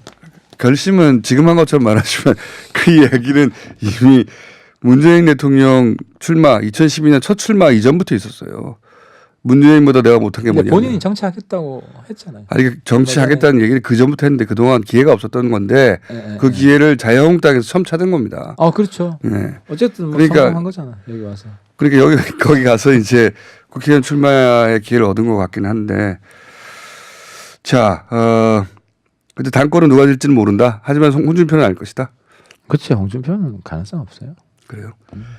손학규 대표 단식은 손학규 대표 본인을 위해서는 굉장히 좋은 거였는데 바른 미래당을 위해서 좋은 거였습니까? 어쨌든 뭐 당이 좀 화합하고 합했습니까? 좀 그런 계기가 됐죠. 예. 한 가지만 더 여쭤보고 볼게요. 탈당했어요. 내가 곤란할 것 같아서 마지막에 하는 건데 예. 이학재 의원 탈당했습니다. 그러니까 이제 유승민 유승민 전 대표가 잡았을 거 아니에요. 말렸죠. 말렸는데 그냥 가버린 거 아닙니까? 예. 그래서 사실은 뭐 유 대표 심기도 상당히 불편하고. 네. 근데 이제 문제는 혼자가 아니라 대여섯 명 더 있다. 아니, 그럴 가능성은 없어요. 뭘 없대. 그건 없어. 맨날 없대. 이학재 의원은 그 전부터 쭉 이야기했고, 근데 이제 다른 사람들은 이제 유 대표랑 같이 움직일 거고, 근데 이제 유 대표 거치가 문제인데 유 대표가 얼마 전에 이제 자기의 개혁 보수 노선과 당이 다르다. 그러니까요. 이제 그건 무슨 의미냐면 당내 노선 투쟁을 하겠다는 거예요. 해석이 예, 당내 노선 투쟁을 다르니까 하겠다는 당을 거고. 떠나겠다는 게 아니라 떠나겠다는 게 다르니까 아니라. 당내를 좀 노선 추정해서 바꾸겠다. 그러니까 지금 우리 당이 불확실한 게 물어보셨어요? 물어봤지. 그러니까 우리 당이 불확실한 게 예. 그 정계 개편은 다 하겠다고 하는데 두 가지 노선이 있는 거예요. 보수 개혁 통합 노선이냐, 네. 중도 개혁 손학규의 중도 개혁 통합 노선이냐. 근데 내용이 지금 뭔지 몰라. 내가 볼 때는 별 차이도 없는데. 바른미래당의 노선에 대해서 정확히 알고 있는 사람이 바른미래당 안에도 밖에도 없어요 지금. 아니, 그래서 내가 지금 부추기려 그래. 그 포커 페이스로 있지 말고 둘 다 깔아 먼지 내용이. 알겠습니다. 그렇게 해서 당 어쨌든 의원님 발 소식은 5, 6명 더 움직이는 거 아니다. 그리고 유승민 대표의 결정이 중요한데 유승민 대표는 당내 남기로 한 것이다. 사실상 당분간은. 그렇죠. 왜냐하면 이학재를 말린 거고. 최소한 당분간은. 그러니까 당내 노선. 말렸다는 건 나중에 같이 가자는 얘기일 수도 그러니까 있잖아요. 당 안에서 노선을 일단 정리하고. 노선 정리하다가 안 되면 갈 수도 있는 거 아닙니까? 노선에서 정리하면 정리가 되죠. 왜냐하면 별 차이가 없거든. 그러니까 자꾸 이 차이가 있다고 이제 부추기는 건데 깨려고. 요 대목은 제가 잘 못 믿겠는 게 요 대목은 의원님 그거는 손 대표가 네. 손 대표가 얘기하는 중도개혁 통합 노선. 아니 그게 아니라 요 대목은 의원님 혼자 내버려두고 갈 수 있다는 겁니다. 의원님이 대부분 소식이 받았는데 이 소식은 가장 늦지 않을까. 그럴 수도 있는 거 아닙니까? 아니 다 나랑 상의해요 요즘. 자, 하태경 TV 이거 구독해 주셔야 됩니다. 왜냐면은 이걸 가지고 이제 보수 진영을 설득하겠다는 거거든요. 예. 보수를 좀 진짜 애국 보수로 만들어 보겠다. 보수 진영에서 보수 진영에 돌고 있는 가짜 뉴스를 팩트 체크하는 것은 하태경 TV밖에 없다. 예. 첫 팩트 체크를 어제 시작했다고 합니다. 하태경 TV 여기까지 하겠습니다. 네, 감사합니다.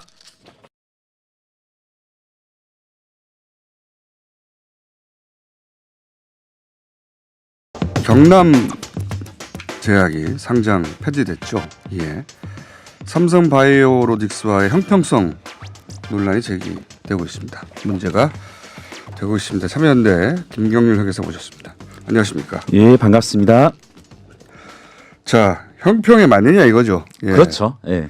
이제 상장 폐지가 이제 회사 문 닫는 줄 아는 사람들이 있긴 있어요. 경제부 기자 중에서도 그런 분 계시더라고요. 설마 경제부 기자가 그걸 모를까요? SNS 보니까 진짜요? 계속성이란 단어들이 계속 나오니까 상장 폐지되면 마치 기업이 없어지는 것처럼 전혀 아니거든요. 경제부 기자가 그럴 리가요. 진짜요? 예. 다시 확인하고 나중에 보여드리겠습니다. 제가 물증 어디 경제부 기자? 차마 사실적시에 의한 명예훼손이 될 수 있어서 그건 삼가토록 하겠습니다. 아니 이거는 명예훼손이 아니라 경제부 기자를 하면 안 되죠 그러면. 아니 그러면 상장 폐지됐다고 회사가 문 닫으면 상장 안 된 회사들은 아예 존재하지 말아야 되는 거 그렇죠. 아닙니까? 예, 비상장 회사들이 얼마나 많은데 우리 전략적으로 상장에서 비상장으로 전환한 회사들도 있고요. 상장된 회사가 그렇게 많지가 않고 네. 비상장 회사가 그렇죠. 전체 90몇 프로 아닙니까? 그렇죠. 예, 예. 그럼 90몇 프로는 그럼 어떻게 된 건가요? 바보 아닌가요? 그런 생각을 한다는 게 그냥 주식 거래가 주식시장에서 안 된다는 것뿐이죠. 그렇죠. 예, 예. 거래소에서. 예. 일부러 상장하지 않는 우량 기업도 얼마나 많은데요. 그렇죠. 예, 예. 상장했다가 비상장으로 가는 회사도 아주 많죠. 이런저런한 목적으로. 상장 폐지라고 하니까 용어가 더 그런 것 같아요. 예. 거래 중지로 바꾸든가 해야 되겠네요. 네네네. 거래 중지. 예. 예. 특히 삼성 바이오 관련해서는 거래 중지라고 해야 되겠네요. 예. 어쨌든 그런 바보가 있어요, 진짜. 상장 폐지가 진짜로 회사 폐지 뭐 이런 거는 줄 알았나 봅니다. 그렇죠. 예. 이상한데 기자 아닌 것 같은데. 물증을 좀 이따 끝나고 제가 보여드리겠습니다. 예. 혹시 본인 아이디가 해킹됐다는 생각이 아니라 어쨌든 그런 바보가 있답니다. 바보 하나 해놓고 경남 제약이 그런데 어쨌든 상장 폐지됐는데 이 형평성 문제가 나올 만합니까? 그렇죠. 예. 이게 보면은 예. 삼성바이오로직스가 4조 5천억 원 분식을 했고 예. 지금 현재 분식 행위를 고치지 않았고 그렇죠. 예, 예. 그러다 반면에 경남제약은 분식 규모가 1000분의 1입니다. 50억 정도 규모이고 이미 분식은 다 고쳐져 있고 이런 상황이라면 주주들 입장에선 또 억울하다 이런 이야기가 그건 나오긴 당연히 하죠. 그런 말 나오겠네요. 예. 그리고 또 하나는 경남 기업은 모든 혐의가 이미 확정되어졌고 예. 예, 뭐 분식이다 탈세다 이런 식으로 혐의가 확정되어졌는데 삼성바이오로직스는 분식회계 혐의에 대해서만 확정돼 있고 이제 잘 아시겠지만 검찰이 수사에 착수함으로써 당장 배임 혐의를 이제 집중적으로 전명하겠다고 하니까요. 그렇죠. 뭐 배임 혐의라든가 공모 혐의 이런 앞으로 얼마든지 많은 혐의들이 또 나올 텐데 예. 그럼 그러네요. 미래의 어떤 불확실성은 훨씬 더 많은 거죠. 삼성. 그러면은 최소한 그 대우 해양조선처럼 네. 1년 이상 예. 결과가 나올 때까지 그렇습니다. 거래를 하지 말게 예. 하던가 이게 오히려 그 소위 이제 그 주주들의 피해를 예. 그 리스크를 더 높이는 거 아닙니까? 맞습니다. 나중에 검찰이 그래서 그 유죄로 기소하게 되고 예. 재판받고 그러면은 그렇죠.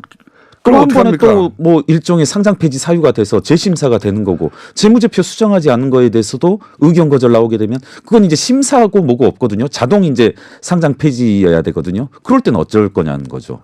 저는 그렇게 결론이 나지 못하도록 거꾸로 예. 삼성이 압박하는 게 아니냐 이거예요. 그렇죠. 예, 그런 그랬을 결론을 가능성이 내면 있죠. 지금 이미 거래되고 예. 있고 더 많은 사람이 이걸 샀는데 이제 그 이전보다 더 많은 피해자가 생기지 네. 않냐 이런 시장에 삼성이 잘못한 거를 주식 거래하는 사람들까지 다 끌어들여 가지고 예.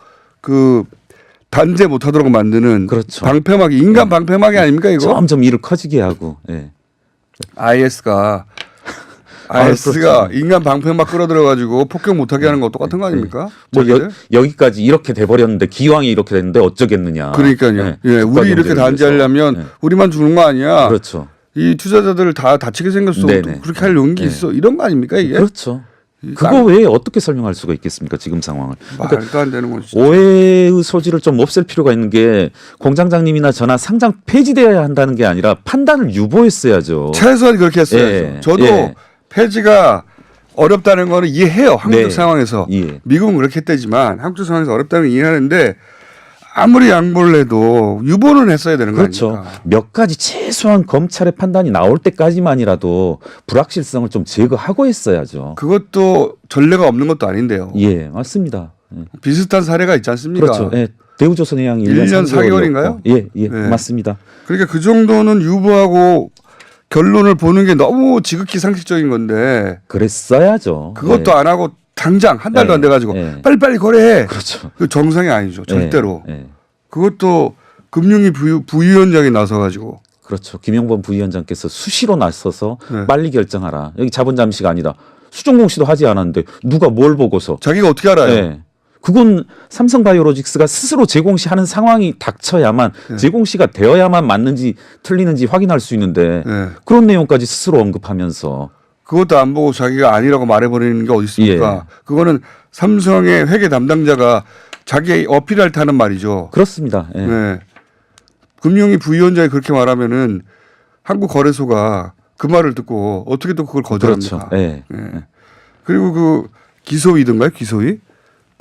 아 기심위, 예. 네, 기심위 기업심사위원회. 예. 거기 전문위원이 누군지도 비밀이라면서요. 그렇죠. 제가 그래서 하루는 한 시간을 투입해서 예. 구글 검색을 했습니다. 그래서 몇몇 법무법인의 변호사님들이 예. 이제 자기 경력 사항으로 현 기업심의위원회 위원 이렇게 한 자기 자랑을 하더라고. 네네네. 한 치의 예상도 빗나가지 않고 우리가 머릿속으로 떠올릴 수 있는 두 개의 법무법인이 딱 떠오르더라고요. 그러니까 바른 김엔 장을 발라먹으라 뭐 이런 식으로 한다든가. 다른 네. 김엔 네. 장을 발라. 네, 제가 확인한 분들이 딱 거기에 계셨습니다. 또 그러니까 뭐 제가 특정 법무법인 이름을 말씀드리진 않았지만 그렇죠. 네. 네, 말씀하지 않으셨어요. 그분들이 기왕에 항상 어떤 결정을 내렸었고 어떤 분들이셨는지 뭐 청취자분들이 잘 아실 아니 이제 테니까. 그 법무법인들이 아니다 하더라도 예. 법무법인 중에 죄송합니다. 제가 지금 감기 때문에 법무법인 중에 삼성의 영향을 벗어난다든가 그렇죠. 또 뭐 회계법인도 껴 있을 수 있죠. 회계법인의 법무 또는 뭐 교수 사회도 껴 있을 수 있고요. 그렇죠. 예, 예. 과연 그런 사람들 중에 삼성의 영향으로부터 더군다나 우리는 모르고 삼성은 알 거 아닙니까? 그렇죠. 예. 누군지. 예. 아, 맞습니다. 정말. 예전에 뭐 그 증선이 감리 때도 그런 시기였죠. 그러니까 누군지 알아야 된다는 겁니다. 예. 아 공개해야죠. 증선이 감리 때는 그나마 공개됐잖아요. 예, 맞습니다. 예. 그래서 그분들 심리적 압박 예, 받았어요. 폭로되어지기도 예. 했고. 그리고 그렇게 심리적 압박을 받고 공개되니 자기의 결정이 더 엄정해지는 거죠. 예. 그래서 결국 그런 결정 회계 분식 결정까지 갔잖아요. 이것도 기심이도 공개돼야 된다. 맞습니다. 제가 예. 4명 찾았습니다 현재. 4명이요? 조금만 더 찾으시면 될 것 같습니다. 알겠습니다. 자, 형평의 문제가 매우 있다. 예. 오늘 여기까지 하겠고요. 앞으로 자주자주 하겠습니다. 저희는.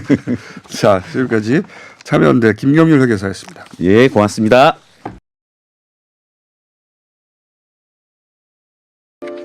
제가 독감 때문에 말을 많이 하니까 목이 잠기는데 문자가 이렇게 왔네요.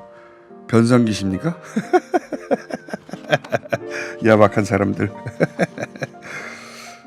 박항서 감독 뉴스공장 출연해달라는 문자 많이 오고 있습니다. 많이 보내주세요. 저희가 모아가지고 박항서 감독에게 보내서 인터뷰를 강제로 따내겠습니다. 그 이후 양승조 지사에 대한 문자가 굉장히 많이 왔습니다. 또 지금 현재 검색어 양포탈 모두 상위권에 달리고 있는데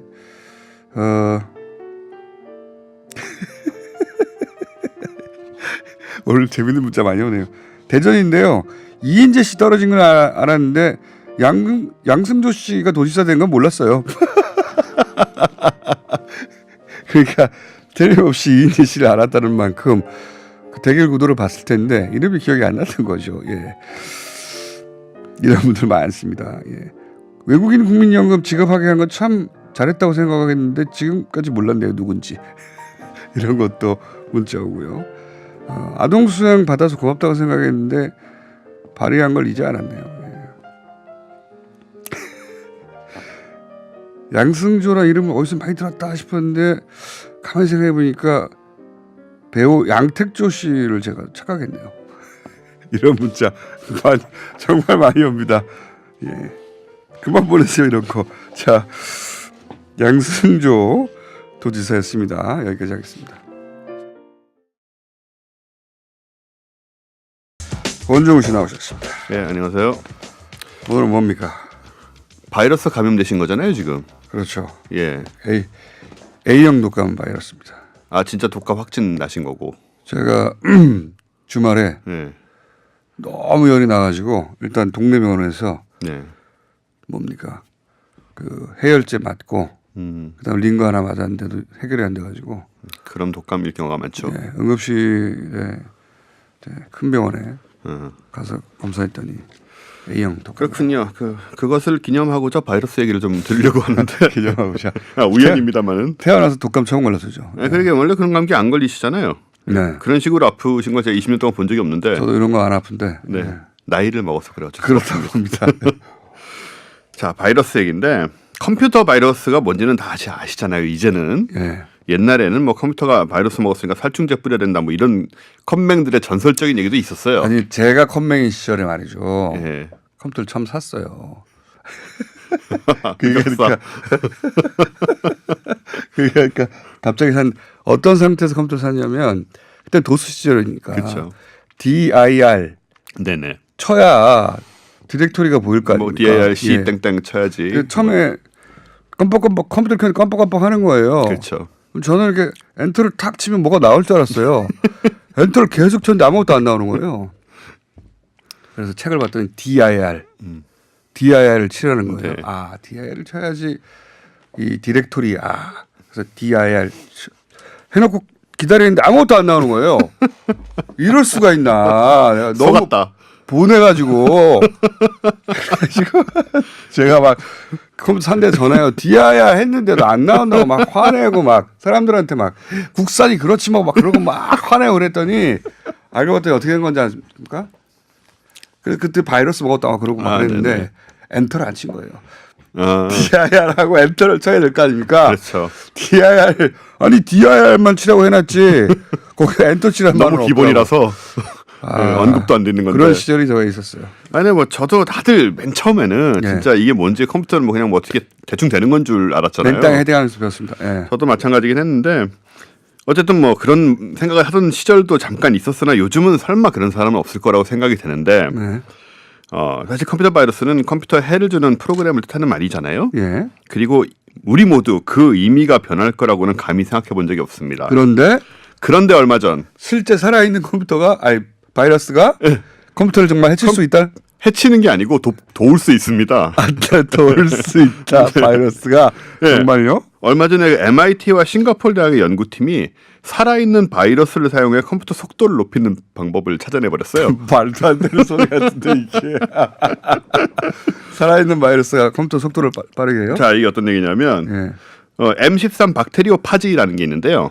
이 박테리오파지란 거는 박테리아가 아니고 세균이 아니고 세균을 숙주로 살아가는 바이러스예요. 그러니까 세균의 또 기생을 살아가는 바이러스죠. 네. 세균과 바이러스도 구분이 안 되는 분들 많죠. 그렇죠. 근데 세균하고 바이러스를 비교하자면은 바이러스한테 세균은 사람만큼 큽니다. 예, 바이러스는 아주 정말 작은 것이고 지금 걸리신 게 바이러스는 아직도 치료가 안 되고 있어요. 사실. 예, 항바이러스라는 게 있긴 하지만 치료가 제대로 안 되죠. 그 독감문제의 박테리아가 아니고 바이러스에 감염이 되신 거고. 그 증상을 줄이거나 활동력을 줄이는 것이지. 그렇습니다. 예, 박멸이 안 된다. 근데 이 박테리오파지라는 바이러스는 사람에겐 전혀 해를 안 주고 박테리아, 그러니까 세균만 공격을 해요. 그래서 오히려 항생제로 키울 수가 있습니다. 아무튼 이런 게 있어요. 이게 박테리오파지라고 하는 게 이런 바이러스인데 많이 사실은 쓰이고 있는데 이게 또 어떤 특징이 있냐면 특히 M13이라는 애는 표면에 단백질의 양 끝단이 각각 플러스와 마이너스를 띄어서 압력을 가하면 전기를 만들어요.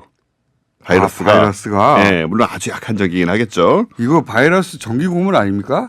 뭐 고통이 바이러스. 있는지는 검증된 바 없습니다. 바이러스 입장에서는 전기 고문인데 이거. 언젠가는 바이러스권에 대한 얘기도 나오겠지만 뭐 아마 시간이 좀 걸릴 것 같고요. 그래서 이걸 사용해서 이미 뭐 리튬 이온 배터리나 형광 염료나 뭐 태양 전지 이런 거를 좀 이렇게 사용하고 있었어요. 실험을 하고 이 바이러스를 이용해서 네. 이미 전자적으로 이용을 하고 있었다. 이용을 하고 있었다. 아마 우리가 뭐 쉽게 구할 수 있는 그런 제품들이 들어있지는 않겠지만, 그리고 뭐 부산대학교 연구진 같은 경우에도 이 M13 박테리오 파지를 배열해서 인공 코를 제작하기도 했는데, 코처럼 생겼다는 얘기는 아니고 이제 화학 물질을 감지하는 그런 시스템을 만든 거죠. 냄새를 감지해요? 얘가 애들이 모여가지고 굉장히 신박한 물질입니다. 이 물질이 아니고 무슨 생명체 비슷한 건데 바이러스니까. 생명체가 사람이 과하게 이용할 수 있도록 기여하고 있네요. 예, 또 원래가 이렇게 생긴 애인 거죠. 이야. 그런데 예? 이 바이러스를 이용하면 컴퓨터 저장 장치 간 파일 이동 속도를 획기적으로 단축시킬 수 있다는 것입니다. 나는 이거 실험한 사람이 더 웃겨요. 그러니까 도대체 어떻게 이런 생각을 했을까? 그리고 어떤 장비를 갖춰야 이런 실험을 할 수 있을까도 궁금한데.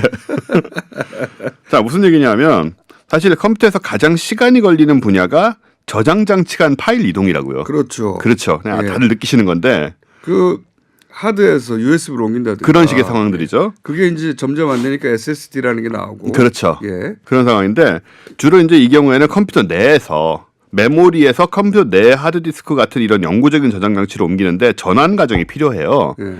근데 이때 뭐 파일당 혹은 바이트당 수천 분의 1초씩 밀리세컨드씩 지연이 일어나게 되는데 이게 빠른 컴퓨터에서는 굉장히 긴 시간입니다. 사실은. 예.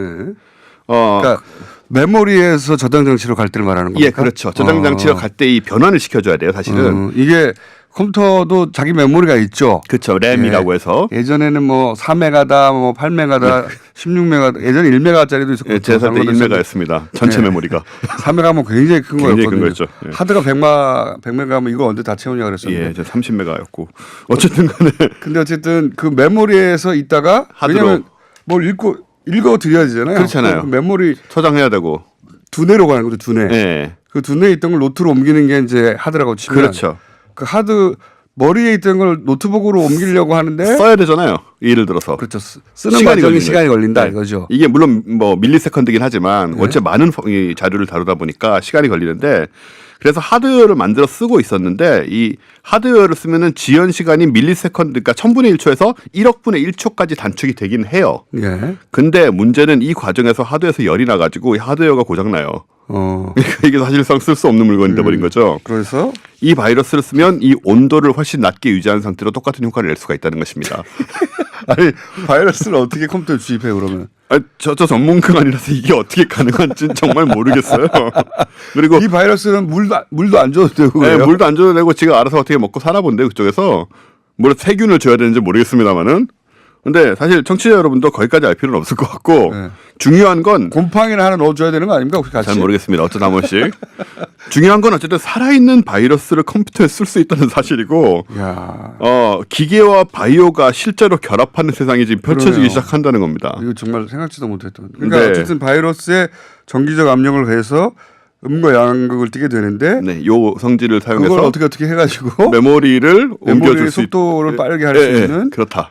바이오 컴퓨터가 나온다. 그런 겁니다. 네. 아직 이게 뭐 실물 컴퓨터의 응용될 단계는 아니지만 어쨌든 기본 기술이 나왔기 때문에 상용화되면 우리 같은 컴퓨터보다도 이제 슈퍼 컴퓨터 같은 데서 굉장한 저는 이거 효과를. 어쨌든 바이러스 입장에서는 전기 고문이라고 보고요. 나중에 얘가 이렇게 삐져나와가지고 지구를 정복하는 일도 생길까요? 아니면 의식을 찾아서 컴퓨터를 지배한다거나. 그건 없지만 어쨌든 표기를 해줘야 된다고 봅니다. 바이러스를 좀 고민한 결과라고. 여기까지 하겠습니다. 원종우 씨였습니다. 내일 뵙겠습니다. 안녕. 감사합니다.